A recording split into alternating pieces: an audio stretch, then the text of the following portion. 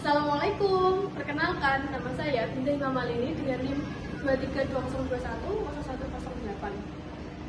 Pada kesempatan kali ini, saya akan menjelaskan tentang praktik pembuatan surat gugatan secara tepat dan sistematis sesuai dengan kaidah hukum yang telah berlaku di Indonesia.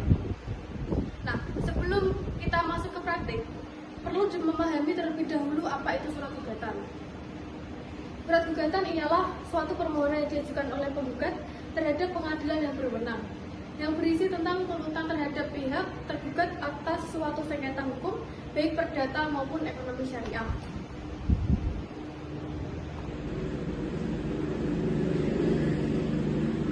Jadi, ini adalah contoh dari surat gugatan yang telah saya buat pada kemarin.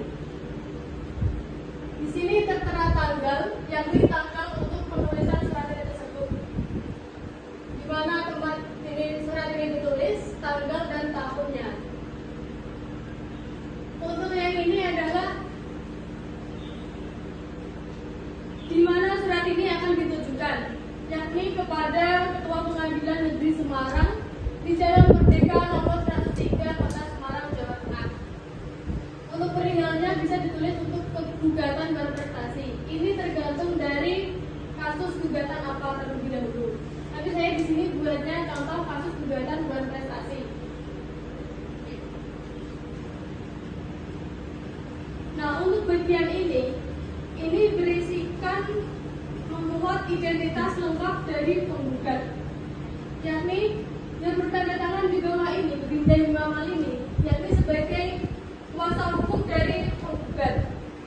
Warga Indonesia adalah advokat pada lantar hukum Binaya and Partner Law Firm yang beralamat di Jalan Pahlawan nomor 11, Desa Garingan, Kecamatan Pati, Kota Pati, dengan nomor telepon sekian. Untuk yang di bawah ini, bertanda tangan di bawah ini adalah nama pemberi kuasa, yakni Pak Ahmad, dan beserta identitasnya telah disebut sebagai penggugat.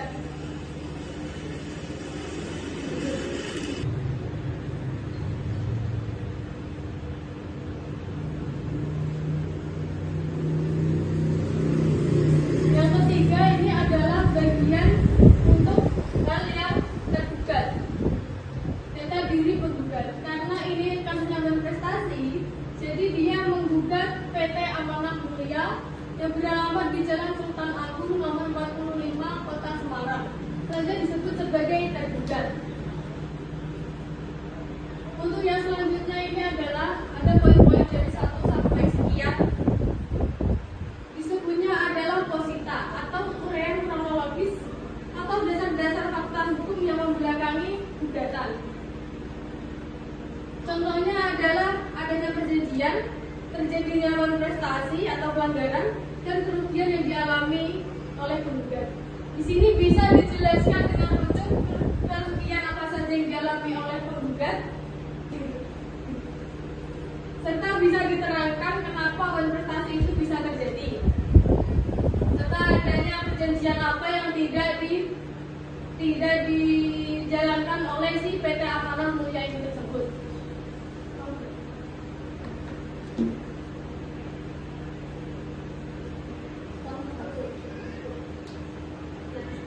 Bisa dijelaskan seperti ini ya, bahwa penggugat telah melakukan pembayaran uang muka pada tanggal 10 Januari 2025 yang telah dikonfirmasi oleh pihak tergugat bahwa hingga tanggal 25 Januari 2025 emas yang diperjanjikan belum juga diterima. Berarti kasus yang membuat perjanjian ini ingat adalah si tergugat tidak memberikan emasnya pada penggugat sampai tanggal 25 Januari 2025. Penggugat telah berulang kali menghubungi tergugat, namun tidak mendapatkan kepastian terkait pengiriman emas. Sehingga pada tanggal 1 Februari 2025, tergugat menyatakan bahwa stok emas sedang kosong dan tidak dapat memastikan waktu pengiriman.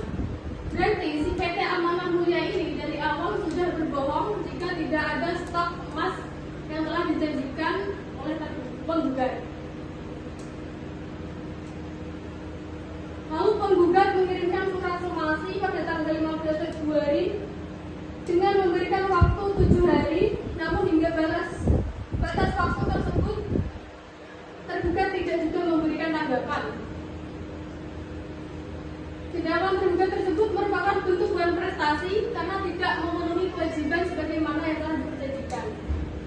Hal tersebut berkaitan dengan pasal 1238 KUH Perdata, tergugat telah lalai setelah memberikan peringatan atau somasi.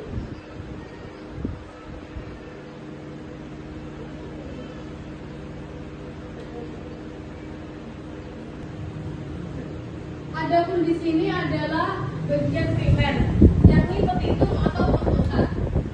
Adapun tuntutan yang diajukan ada 7 poin. Yang pertama yaitu mengabulkan gugatan penggugat untuk seluruhnya, menyatakan tergugat telah melakukan prestasi, menghukum tergugat untuk mengembalikan uang muka sebesar 5 juta rupiah kepada penggugat, dan menghukum tergugat untuk membayar kerugian material sebesar 20 juta.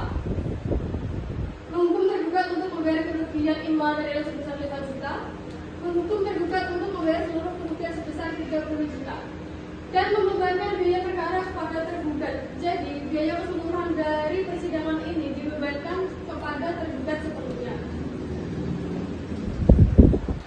Untuk subsidi ini ada tambahan, yakni mohon untuk diputuskan dengan seadil-adilnya.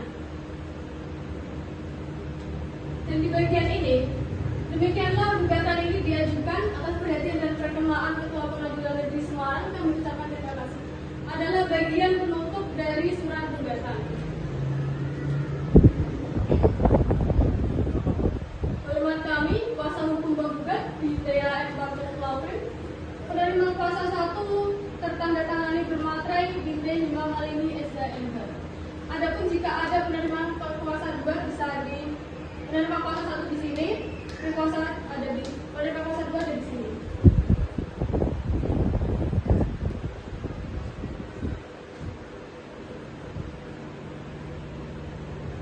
Nah, jadi struktur dari surat gugatan adalah pertama yaitu terdapat pokok surat, yakni yang tadi, yang berisi surat tersebut, judul surat, tanggal, dan tujuan surat itu akan dikirim kemana. Yang kedua yaitu identitas para pihak. Yang pertama tadi identitas Binti Imam Malini sebagai kuasa hukumnya Pak Ahmad, dan Pak Ahmad sebagai tergugat, dan identitasnya jelas akan ditulis. Yang ketiga yakni identitas tergugat. Tergugat di sini adalah PT Amanah Mulia karena dia berprestasi atas jual beli emas yang dilakukannya oleh Pak Ahmad.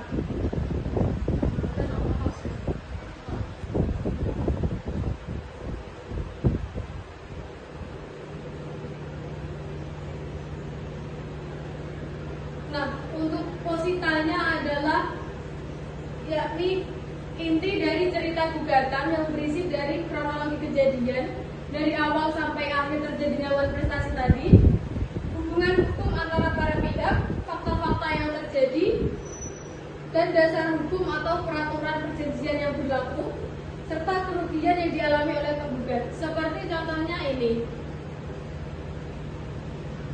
Di sini ada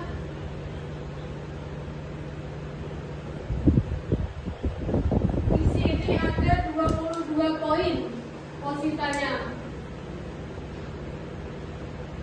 Posita yang mengandung kronologi, hubungan hukum antara para pihak, fakta-fakta, dasar hukum, serta kerugian yang dialami oleh penggugat. Sedangkan petitumnya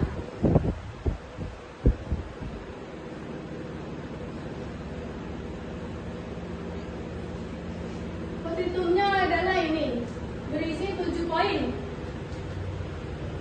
yakni primer, tuntutan utama, dan subsidiar.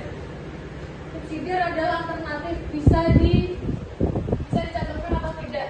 Cuma ini bisa dicantumkan jika tuntutan yang ini tidak dikabulkan oleh majelis hakim. Untuk yang terakhir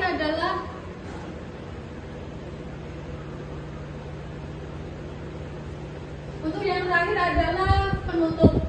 Yakni surat ini ditutup dengan kata-kata pernyataan bahwa gugatan telah diajukan dan harapan agar hakim mengabulkan serta ucapan terima kasih. ucapan terima kasih yang diucapkan oleh penggugat.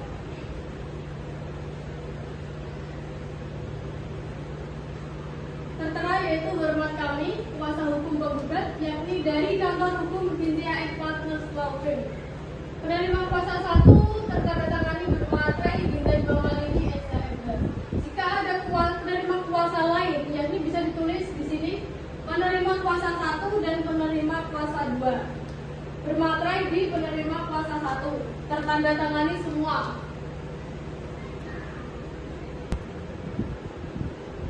Adapun catatan penting dalam pembuatan surat gugatan ini ialah posita dan petitum harus sinkronisasi, yakni tidak boleh bertentangan. Dan bahasa juga harus jelas, tegas, dan tidak bertele-tele. Untuk syarat yang harus dipenuhi adalah formal, yakni sesuai format hukumnya, dan material, isi jelas dan serta lengkap. Jika tidak ada itu, maka bisa dikatakan surat ini cacat material dan bisa digunakan untuk gugatan balik di persidangan nanti.